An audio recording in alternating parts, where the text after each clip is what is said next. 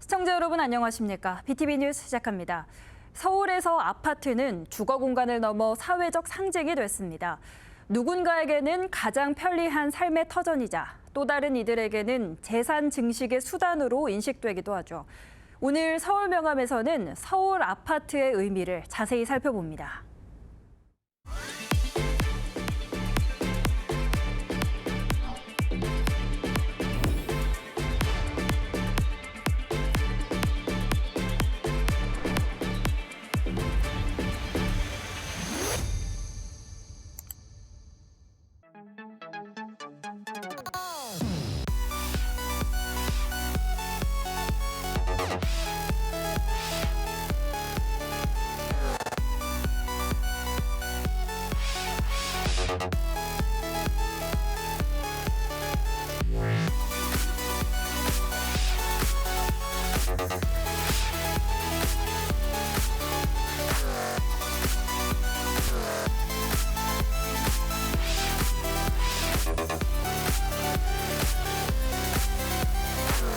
가족들이 머무는 공간, 편하게 머무는 공간인데 좀 비싸죠, 가격이.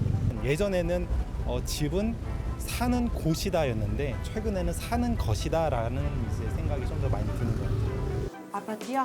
안정적이다. 보안하고 이제 쾌적하고 뜨거운 물 펄펄 쓰고 싶을 때 빨리빨리 나오고 보안적이고 커뮤니티. 다양한 사람들이 만나서 소통할 수 있는 공간이.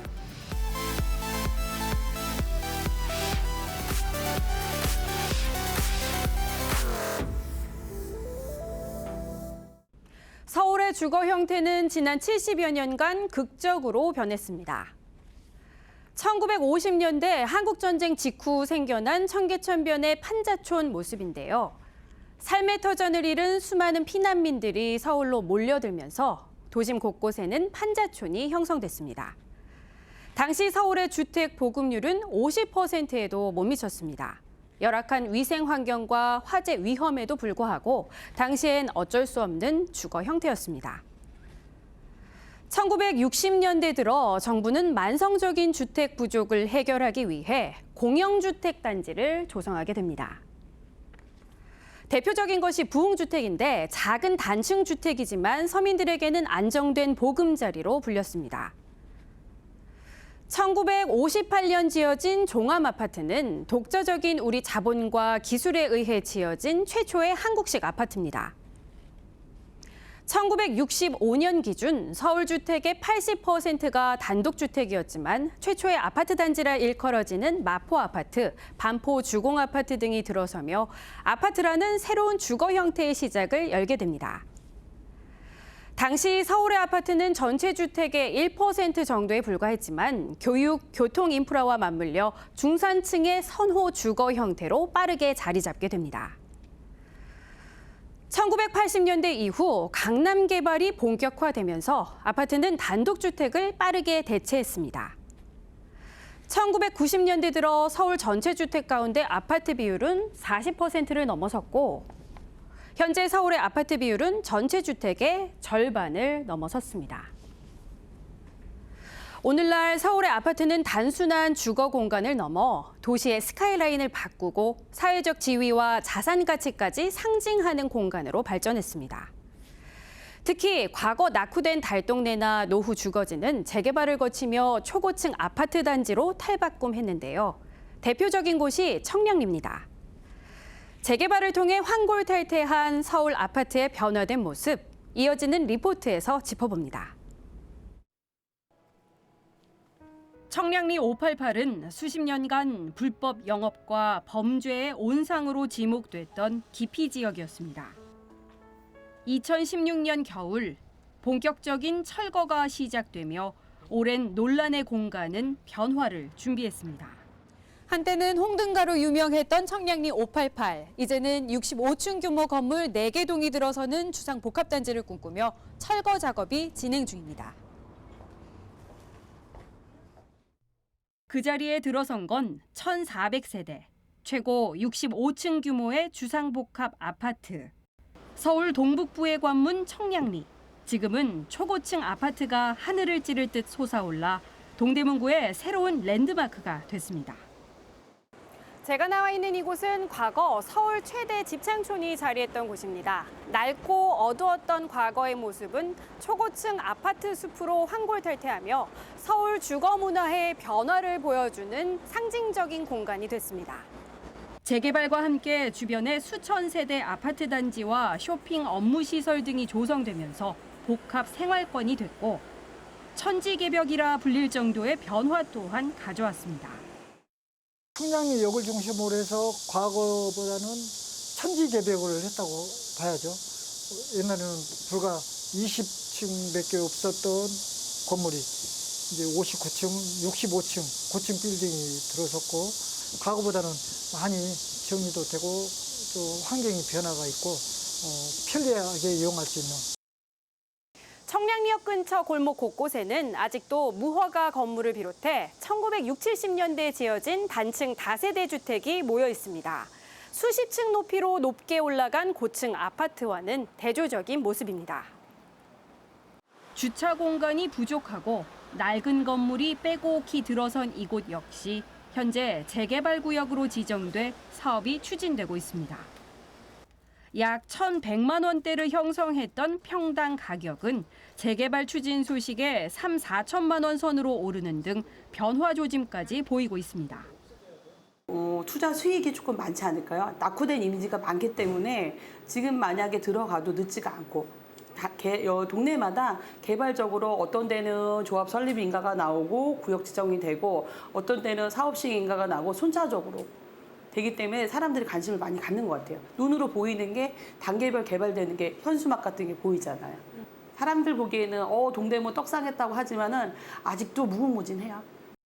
내년 상반기 시공사 선정을 앞두고 있는 이 조합에선 최고 49층 높이의 아파트 4개 동 건설을 구상하고 있습니다.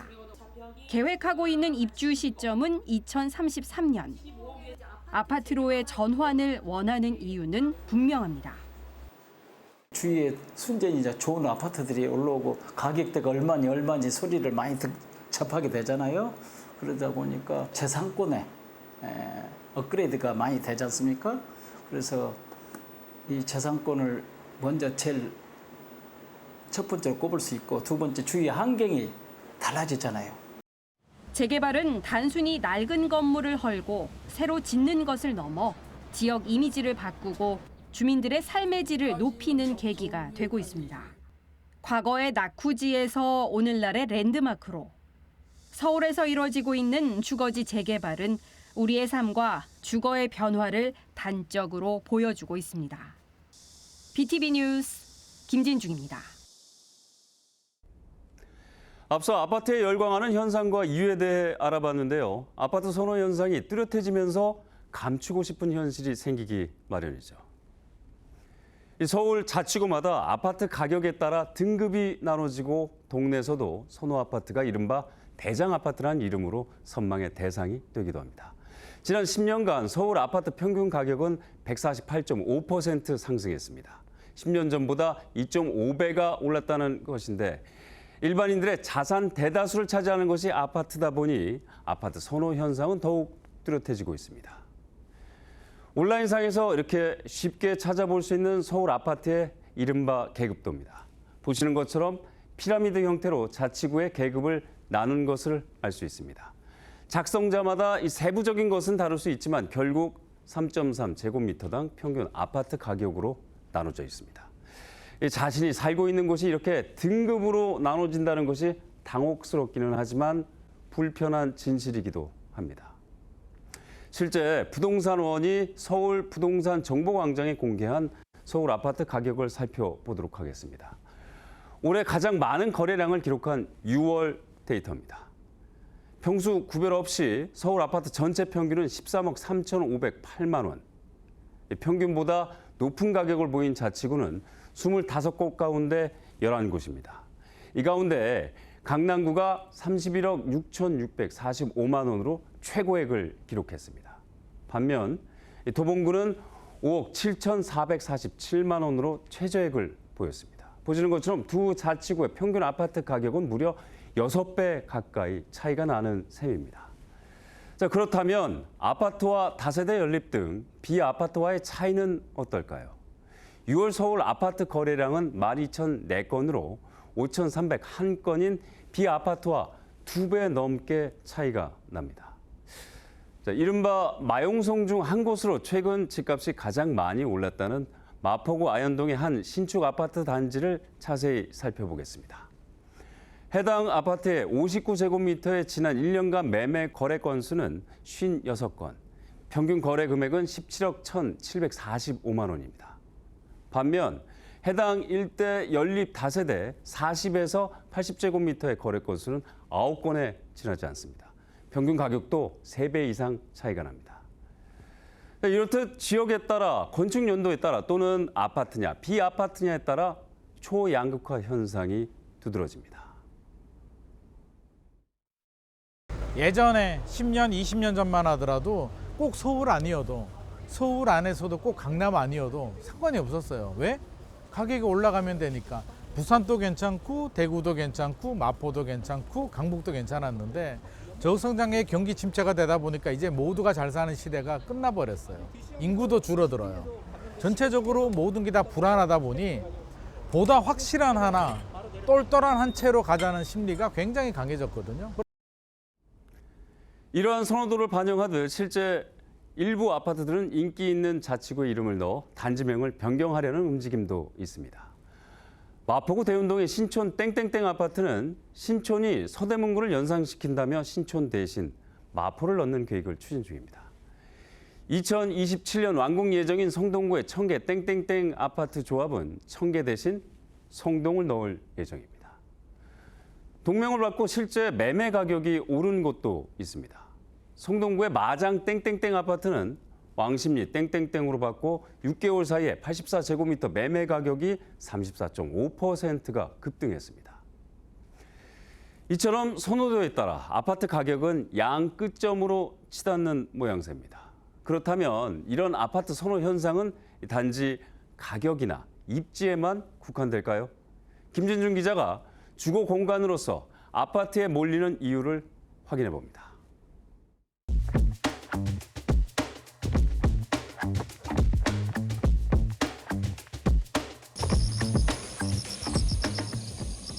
국내 최대 규모 약 12,000세대가 거주하고 있는 서울의 A아파트입니다. 교통, 생활 편의 등 여러 면에서 주목받고 있는데요. 신축 대단지 아파트가 갖고 있는 장점, 어떤 점들이 있을지 제가 브이로그에 담아보겠습니다. 대단지 아파트가 갖는 첫 번째 매력은 스케일입니다. 집이 곧 하나의 마을이 되고 그 안에서 생활의 모든 것이 해결됩니다. 집을 나서면 불과 5분, 바로 지하철역입니다. 역세권 중에서도 더블 역세권, 9호선과 5호선이 모두 연결돼 서울 어디든 빠르게 갈 수 있습니다. 특히 지하철역과 단지 내 상가 지하가 연결돼 날씨 영향을 받지 않고 편의시설을 이용하면서 손쉽게 이동할 수 있다는 장점이 있습니다. 단지 내 국공립 어린이집과 초등학교, 중학교, 고등학교 등 학군이 형성돼 있다는 것도 아이를 키우는 학부모들에겐 놓칠 수 없는 강점. 24시간 보안. 실시간 CCTV 모니터링 시스템이 갖춰져 있어 단지 안에서 치안 걱정도 한시름 덜 수 있습니다. 집 근처에 자리한 주민 커뮤니티 시설로 가봅니다. 스마트폰 앱에 등록된 카드로 인증을 하고 출입을 할 수 있는데요. 다양한 헬스 기구와 장비도 갖추고 있습니다. 단지 안에서 운동이 가능하니 시간과 에너지를 아끼는 원스톱 라이프가 가능합니다. 공부나 업무가 필요할 땐 독서실과 스터디룸을 이용하면 됩니다. 시원한 에어컨에 와이파이와 전원까지 완비돼 있어 조용히 나만의 시간을 보낼 수 있는 사무실이 돼줍니다. 아파트 단지 내에는 카페테리아 식당이 있어 점심과 저녁도 먹을 수 있는데요. 주민들은 8, 9천 원 정도의 가격에 이용할 수 있습니다. 오늘의 메뉴, 맛있겠는데 이용하는 사람이 많아서 메뉴만 확인하고 나옵니다. 각 아파트 단지에는 아이들을 위한 테마형 놀이터가 곳곳에 자리하고 있습니다. 휴게 공간 또한 수십 개. 넓게 펼쳐진 산책로에 분수가 시원하게 쏟아지는 조경 수변 공간. 주말에는 집 앞만 걸어도 소규모 마라톤 코스를 완주한 기분입니다. 이제는 집으로 들어갈 시간. 제 핸드폰에는 현관문을 자동으로 개폐할 수 있는 시스템이 등록되어 있습니다. 제가 현관문 쪽으로 가까이 다가가면 이렇게 등록된 시스템에 의해서 자동으로 손쉽게 문이 열립니다.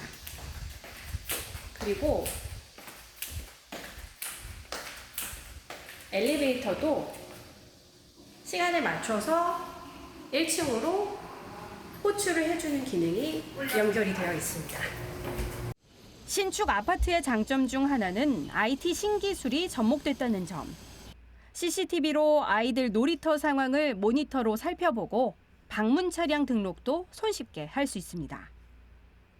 핸드폰 하나로 에어컨과 조명, 난방 등을 제어할 수 있는 스마트홈 기능은 외출 중에도 이용 가능해 생활의 편리함을 업그레이드 시켜줍니다. 뉘엿뉘엿 해가 넘어간 뒤에도 주민들의 아파트 산책은 계속됩니다. 잘 갖춰진 인프라 아래 아파트라는 공간이 단순한 거주지가 아니라 하루를 완성하는 플랫폼이 돼주고 있습니다. BTV 뉴스 김진중입니다. 앞서 대형 단지 안에 생활 인프라가 갖춰져 있는 것을 보셨는데요. 어떠셨나요? 내가 살고 있는 아파트 단지 내에 다양한 생활 인프라가 갖춰져 있다면 정말 좋겠죠. 이렇게 생활 인프라만큼이나 아파트 선호 조건 중에 하나가 교통 인프라입니다. 지하철과 아파트가 가까운 이른바 초역세권 아파트 단지 이야기인데요. 그런데 이런 문제 때문에 단지와 단지가 갈등을 벌이는 사례가 있습니다. 강동구의 A아파트 단지입니다. 해당 아파트에서는 지난달 인근 아파트 단지에 살고 있는 청소년 3명이 지하주차장에서 소화기를 뿌린 일이 발생했습니다. 해당 청소년들의 부모가 사과문과 함께 손해배상금 100만 원을 지급한 것으로 사건은 일단락되는 듯 보였습니다. 하지만 인근 B아파트 단지가 외부인이 다니는 아파트보다 우리 아파트가 더 안전하다는 홍보글을 올리면서 갈등이 점화됐습니다. 급기야 A아파트 측에서는 단지에서 지하철역으로 가는 중앙통로를 막겠다는 목소리가 나왔습니다. 중앙통로는 A아파트 재건축 당시 24시간 개방 의무가 부여된 곳입니다. B아파트에서 지하철역으로 가려면 A아파트 중앙통로를 이용하면 도보로 5분 정도지만 막히면 10분 이상 돌아서 가야 합니다. 이와 함께 A아파트 입주자 대표회의는 아파트 단지 곳곳에 해당 보행로는 사유지라는 입장을 현수막으로 내걸었습니다. 강동구청은 현수막을 내리라는 행정지도를 내렸지만 현수막은 여전히 게시된 상태입니다. 승인 조건이니까 막을 수는 없죠. 저희가 관련법을 검토해서 그에 따른 조치를 취할 수는 있죠. 아파트 단지와 단지 간의 갈등 사례라면 아파트 단지 내 주민 간의 갈등도 있습니다. 종로구의 한 아파트 단지는 올해 초 국공립 어린이집을 유치하기 위한 논의가 있었습니다. 인근 민간 어린이집이 폐원하면서 대체 시설을 마련하기 위한 조치였습니다. 하지만 일부 주민들이 반대하고 나섰습니다. 주민 공간을 왜 어린이집으로 쓰냐부터 외부인이 들어오고 아파트 가치가 떨어진다는 주장입니다. 결국 국공립 어린이집 유치는 물 건너갑니다. 최근 아파트 일부 주민들이 다시 국공립 어린이집 설치를 요구해왔지만 용도 변경 등의 문제로 쉽지는 않아 보입니다. 저희가 하고자 하는 의지가 만약에 있더라도 아파트 측에서 그 요건을 만족시켜주지 못하신다면 설치는 어렵겠죠. 예. 아파트라는 편리한 주거 공간도 공동 주거 형태이다 보니 다양한 갈등이 산재해 있습니다. 층간소음에서 흡연, 주차 문제 등 외견상으로는 주민 개인 간의 갈등으로 보이다 보니 공공의 개입이나 조율이 쉽지 않은 것이 현실입니다. 중구에서는 지난 2022년 갈등관리팀을 서울 자치구 최초로 신설하고 갈등 소통방을 운영하고 있습니다. 마을 갈등 조정 지원단을 통해 주민조정가를 육성하기도 합니다. 이웃 간의 관계 갈등 같은 경우에는 조금 더 관심을 가지고 응해줘야 되는데 그 소수의 관리 주체들이 그걸 다 이렇게 감당하기 한계가 있는 거죠. 이제 그런 부분들은 아무래도 지금 이제 아파트 같은 경우에는 입주자 대표회의도 있고 자치단체가 있는 걸로 알고 있는데 자치단체의 그런 역할들이 오히려 좀 더 중요하다고 볼 수가 있는 거죠. 실제 이런 시스템을 활용해 해결한 이웃 갈등 사례집을 발간하기도 하고 웹툰으로 만들어 일반 주민에게 공개하기도 했습니다. 아파트라는 독특한 공동주거 공간은 수십 년에 걸친 기술 발전 등으로 편리함을 제공하는 동시에 이웃 갈등이라는 문제도 던지고 있습니다. 개인화가 급속도로 이루어지고 공동체 인식은 점점 사라지는 요즘, 함께 살아간다는 것에 대한 고민은 더 깊어지고 있습니다.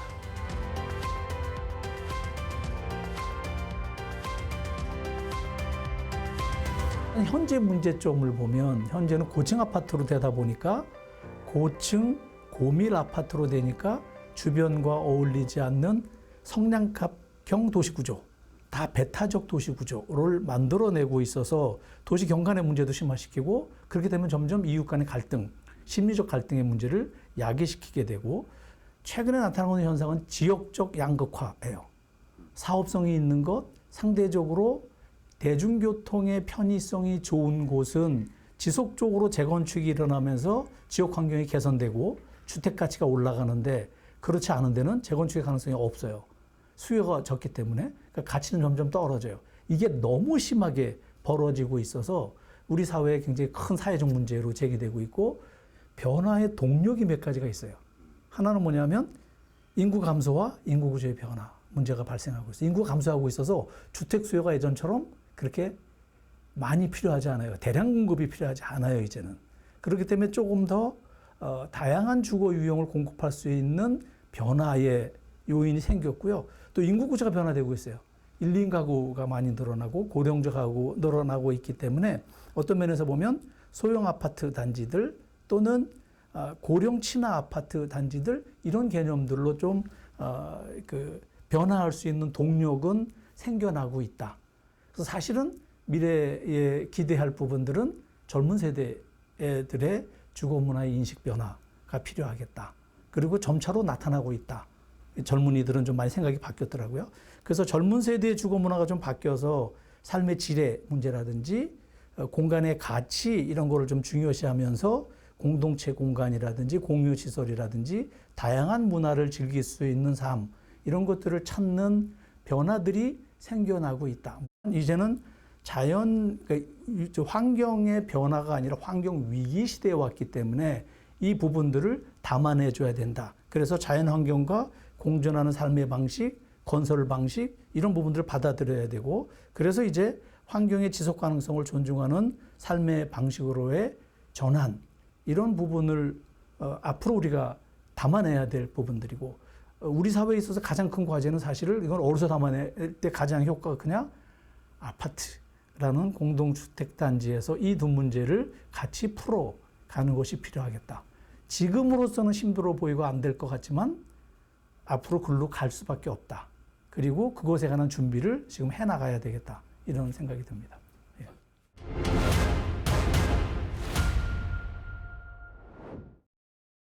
오늘은 서울 아파트의 명암에 대해 자세히 알아봤습니다.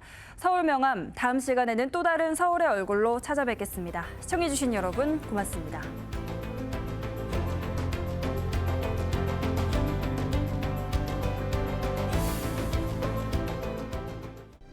BTV 뉴스 잘 보셨나요? 더 많은 소식이 궁금하시면 여기 구독 버튼을 눌러주세요. 추천 영상도 누르면 바로 재생됩니다. 또 다양한 서울 소식은 뉴스 홈페이지에서 확인하실 수 있습니다. 저희 BTV 뉴스를 시청해주셔서 감사합니다. 서울 뉴스는 BTV 뉴스.